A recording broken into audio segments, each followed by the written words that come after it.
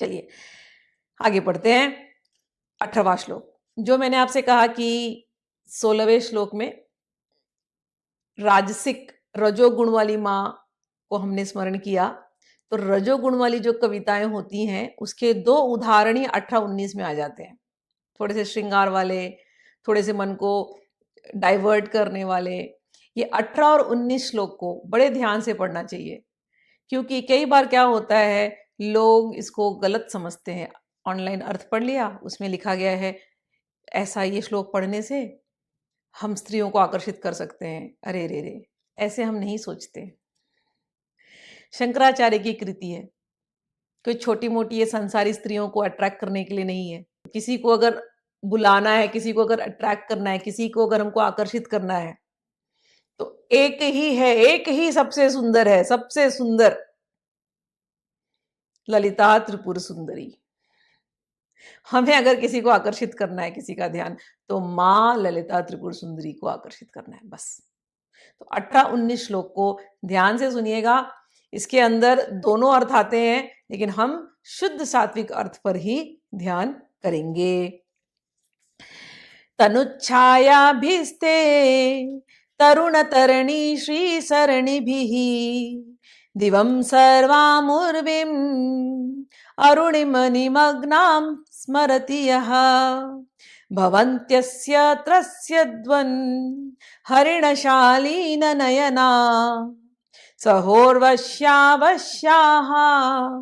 कति कति न गिरवाण गणिका।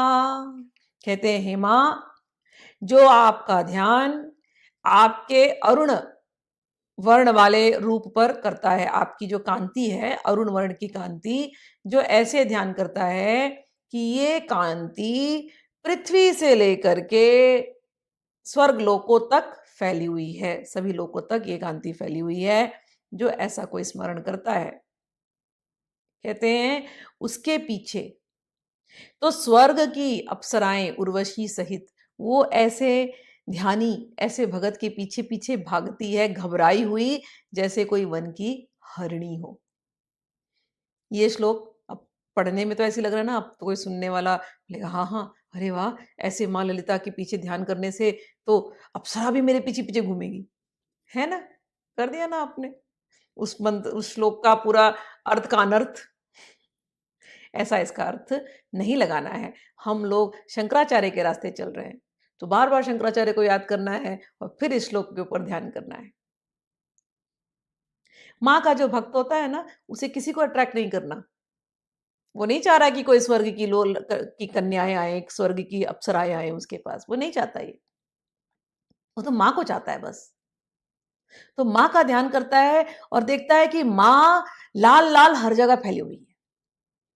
तो लाल से कई अर्थ निकलते हैं। एक तो लाल है प्रेम का रंग, है ना। माँ और पिता, शिव और शक्ति, दोनों का ये प्रेम का रंग ही ये संसार है। उसी प्रेम के रंग की वजह से ही तो, प्रेम के खेल की वजह से ही तो रोज नए नए जीव जंतु पैदा हो रहे हैं। तो जहां देखो ये प्रेम का ही खेल है। ये तो माँ का लाल रंग है, माँ और बाबा का, माँ और शिव बाबा का प्रेम का लाल रंग ही सब जगह छाया है। यही वो लाल रंग है जिस पर वो ध्यान करता है ध्यानी भगत। एक ध्यान ये हुआ। दूसरा ये ध्यान करता है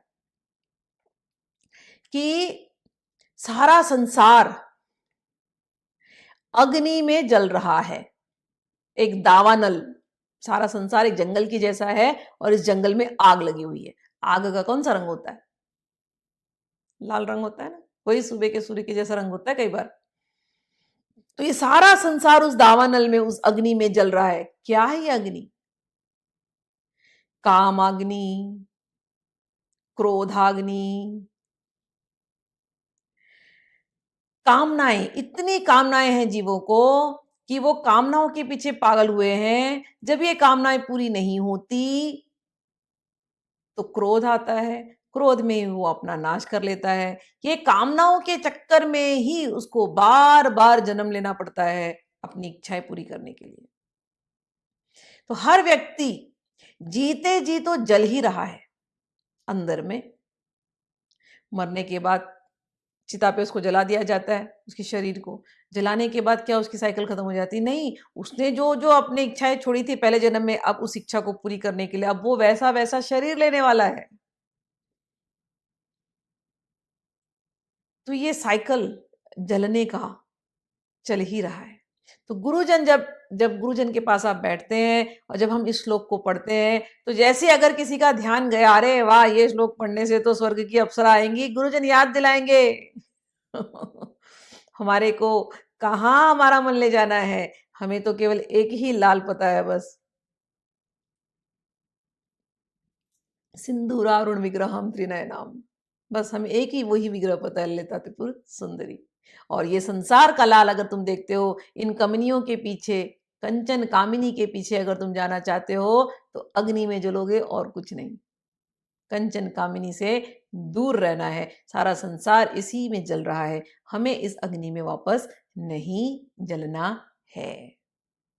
तो ये दो प्रकार के लाल रंग को हमेशा याद रखना, संसार की अग्नि और माता की प्रेम की अग्नि। प्रेम का रंग भी अच्छा, मंगल, मंगल जहां होता है ना प्रॉस्पेरिटी, उसको भी हम लाल रंग से दिखाते हैं।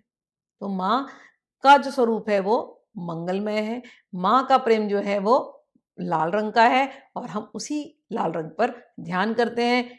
ऐसा जब कोई ध्यान करता है तो कहते हैं अप्सराएं उनके पीछे भागती हैं, वो अप्सरा को बुला नहीं रहे, वो चाहते ही नहीं है, वो तो मस्ती में अपने लेकिन अप्सराएं पीछे दौड़ती हैं कि इनकी हमको सेवा करनी है, हम इनको क्या दें जिससे ये प्रसन्न हो जाए। पहले कहा था ना एक जगह पे, अप्सरा ऐसे ध्यान करती कि उन्हें ललिता माँ की सौंदर्य को देख देख के अप्सराएं तो शिव जी को प्राप्त कर लेती हैं, ललिता माँ को देखते देखते। गुरुजन याद दिलाते हैं, जब आप साधना के मार्ग पे चलेंगे, सिद्धियां आपके अंदर आती जाएंगी। जैसी आपके अंदर सिद्धियां आएंगी, आपके फॉलोवर्स बढ़ते जाएंगे, आपके अंदर आकर्षण शक्ति आ जाएगी, लोग आपको चाहेंगे, तारीफ करेंगे। लेकिन इन सब चीजों से फंसना मत। धन पीछे पीछे आएगा, इसमें फंसना मत। सिद्धियां बहुत आएंगी, सिद्धियों में फंसना मत। ये सिद्धियां, ये धन, ये दौलत, ये मान, ये प्रतिष्ठा, ये फॉलोअर्स, यही तुम्हारे जलने का कारण बनेंगे, इसमें फंसना मत। तुम केवल केवल और केवल माँ के चरणों पर ध्यान मग्न होना। हजारों अप्सराएं आए तुम्हारे पीछे, तुम्हें पढ़ना नहीं है। ठीक है, तो ये इस प्रकार से हम इसका ध्यान करते हैं।